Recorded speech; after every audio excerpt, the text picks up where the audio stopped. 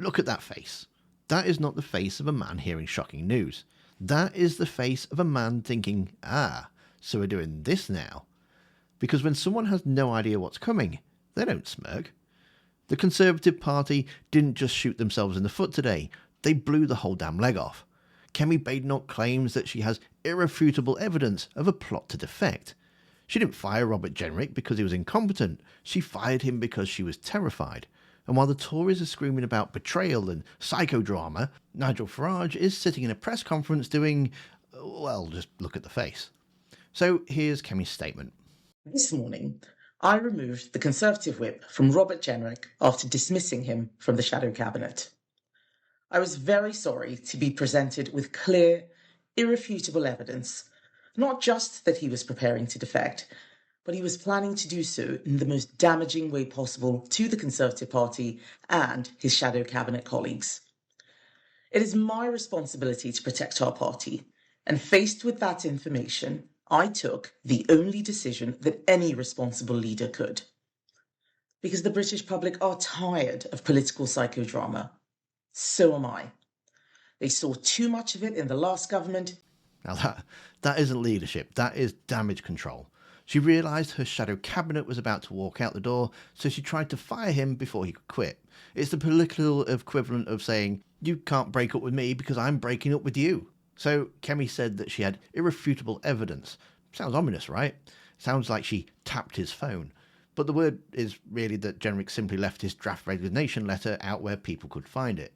It's not a secret plot, it's just Jenrick being incompetent. Robert Jenrick has just been sacked by Kemi Badenoch because she said there was clear evidence he was plotting to defect. Was he in talks with you to defect to Reform? I'm very surprised that this news is broken. Are you, though? Well, I never reveal private conversations with anybody, which is why, when people like Malcolm came to me to talk and he was a front bencher, nothing ever leaked. So I'm going to say that I've had conversations with a number of very senior Conservatives over the course of the last week, over the course of the last month, and a lot of them realise that for all the talk that Kemi's doing better at PMQs, which is true, for all the talk of a supposed Kemi bounce, I think a lot of them realise that on May the 7th, or should I say May the 8th, the Conservative Party will cease to be a national party. Mr Farage, can I ask you, were you planning to unveil him as a new star sign-in to Reform this afternoon in London, because you were due in London later today? And is he welcome to join Reform now if the Tories don't want him?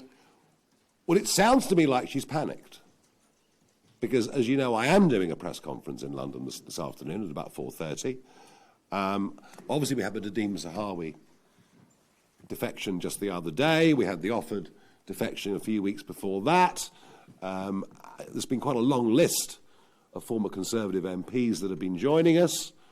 There have been others that have tried to join that we've said, no, we don't think it'll work. So she's aware that there is that move. And so I suspect she's panicked. I suspect she's added up 2 and 2 and made 5.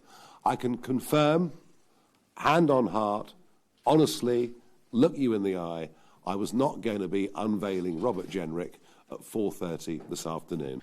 If you're going to defect to another party to bring down the opposition leader, maybe don't leave your I quit note next to the stapler. This is the level of talent they're currently fighting for the soul of the Conservative Party. Well, I have been talking to lots of people. Do you know what? We will welcome anyone that comes to us from whatever party who is going to add to what we do.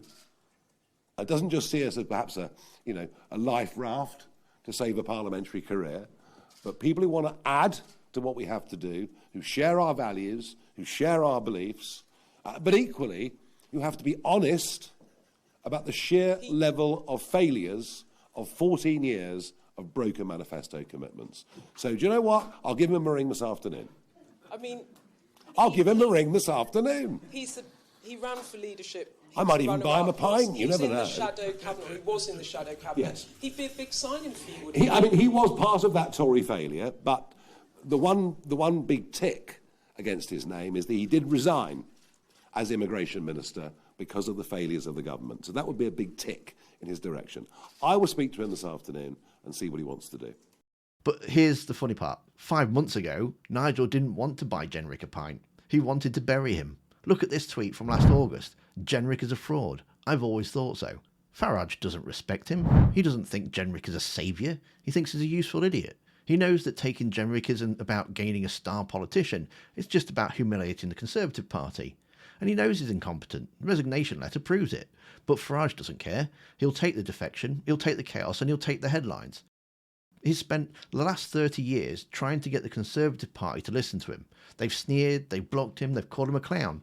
So what we're seeing here today isn't political party campaigning, it's just a hostile takeover. He's stripping them of their voters, he's stripping of them their donors, and he's stripping them of their MPs.